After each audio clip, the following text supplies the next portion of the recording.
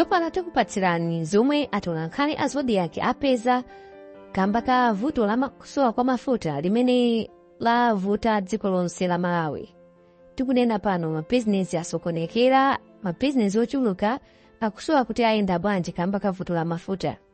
Ndipo akunena kuti anthu akuchita kupereka ndalama zowonjezera kuti mwina awatisiye futaki. Kodi zikuti bwanji nkhani zimenezi paka na munthu kuti apereke ampase mafuta ati aya apereke kaye ndalama zikukhala bwanji. Ndipo anthu apempha ndithu poyera kunena kuti president kodi sangachotse anduna ona za mafuta a Ibrahim Matola. Kodi zikuti bwanji kuti mpaka na zikafike pamenepa. Ndipo anthu adandaula kuti mabanja awo so avuta pamene iwo sakukhala pa nyumba ngokhalira pa mzere wa mafuta ndi usiku. Izitu zasokonezatu nkhani zake nzonena kuti mafuta asowa mdziko muno. Mavuto amene wasafutichoka ndipo ayamba pakale ndipo ufikira pano mavuto asakutha mzigawo zonse za Blantyre, Zomba ndipo Lilongwe komanso Mzuzu. Tatiye tionere atolankhani amene afika mdziko lonse la Malawi kuti anacheza bwanji ndi anthu nkhani zokhudzana mafuta. Anthu ena mu mzinda wa Blantyre akudandaula kuti mavuto akusowa kwa mafuta galimoto akunkanakula tsiku ndi tsiku. Iwo ati izi zikusokoneza kwambiri bizinesi zawo komanso miyoyo yawo. Mizere italiitali ikupitirira kupezeka malo ambiri omwetseramo mafuta zomwe zasokoneza bizinesi za anthu. Nayo mitengo yokwerera minibasi yakwera mopitirira muyezo moti anthu ena akumayenda pansi kupita ku ntchito ndi madera ena bizinesi. Ena akusankha kugula mafuta malo osavomerezeka komwe akugula malita asanu pa mtengo wa 30,000 kwacha. Titapita kumalo omwetserako mafuta BP pafupi ndi Wenera tinapeza anthu akudikirira mafuta agalimoto, pomwenso pa Clock Tower Petroda tinapeza anthu akulimbirana kuti athire mafuta galimoto zawo. Anthu ena oyendetsa galimoto ndi anjinga za moto kuphatikizapo a Fanuel Jambo, a Lawrence Chibwana, a Matthews Chilemba ndi a Peter Sadalira apempha President Lazarus Chakwera kuti achotse pa udindo nduna yona za mphamvu ndi magetsi a Ibrahim Matola ati chifukwa cholephera kutumikira bwino wa Malawi.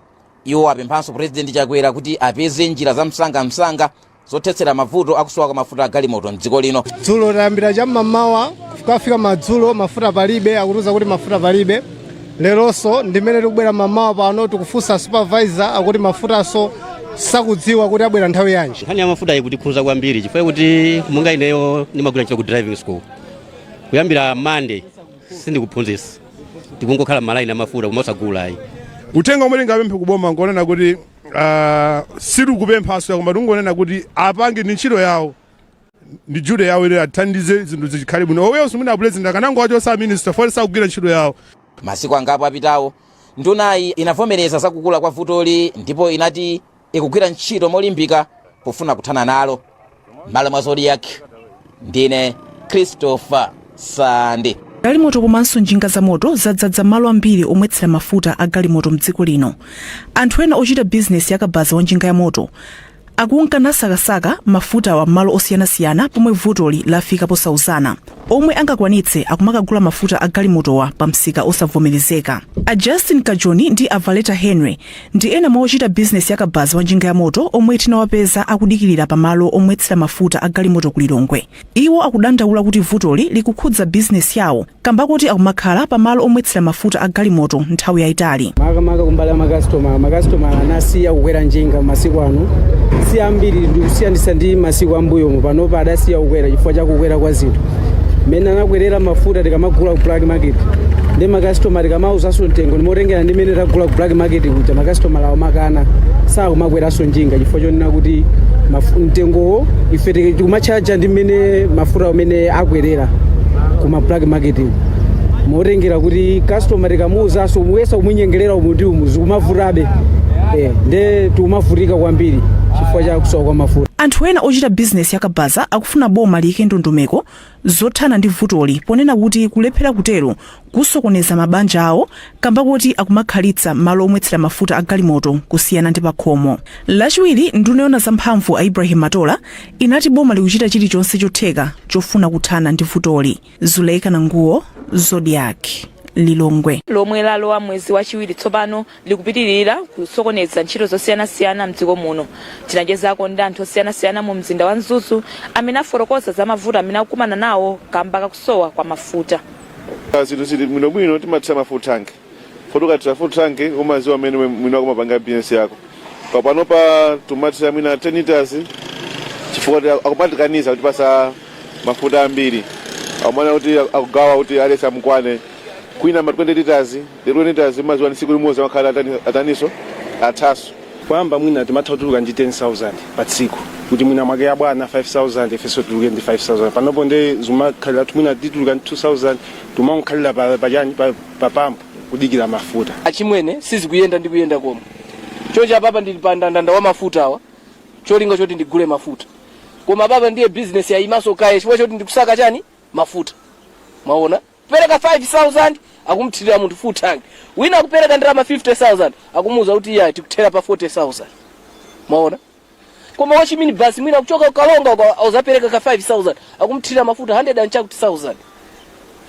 Koma wa taxi mwina wa ato woti kagamoto kakakuzaza ndi 30,000 akumuza kuti mafuta ata. Ndi mayenera khala mu office timazapezeka kuti zili panzere kudikira kuti timwese mafuta. Kuteroko ndimayenera kuti ndikhale ndiyambe ntchito apapa komano si I'm on the queue kuti ndimwese mafuta. Komanso sitingasiye kumwesa mafuta chifukwa choti mayendedwe ndi avuta. Mtafika pa filling station yake anatsekapo ndimene panalira anthu ndi ineso ndili ndi customer napemphako chifukwa galimoto inathira mafuta pansi ndi ndatenga kachigubu kuti mwina akangothira kachigubuko ndikachoke pamalo pamene ndinali nepo koma napereka ndalama yakwana 10,000 pa 5 liters. Ingati yowonjezera for 5 liters timayenera kugula 13,000 chako komano nakhanga ndagula 20 chakuti 1,000. Maybe dziko lathu likanaonika kunena kuti kumene tikupita maybe we should facilitate public transport kunena kuti tikhoza kupanga mtundu wanji. Ali uko kwina kwake fuel wandithera akundiuza actually ndachita kubwezedwa ndalama kuti fuel wakutherani nditakhalapo kuchoka mamawa kunena kuti chokaniponi ndikuchokapo ndikupeza anthu ena ake akupanga fuel ma jerrycans. Boma lati likupeza njira zosiyanasiyana zofuna kuthana ndi vuto la mafuta omwe akupitirirabe kusowa mdziko muno. Malo mwazodia kuno kunzuzu ndine Towe. Chonde tisaiwale kupanga subscribe. So let's hit the subscribe button kuti nkhani ngati izi zikabwera tizizipeza mosavuta.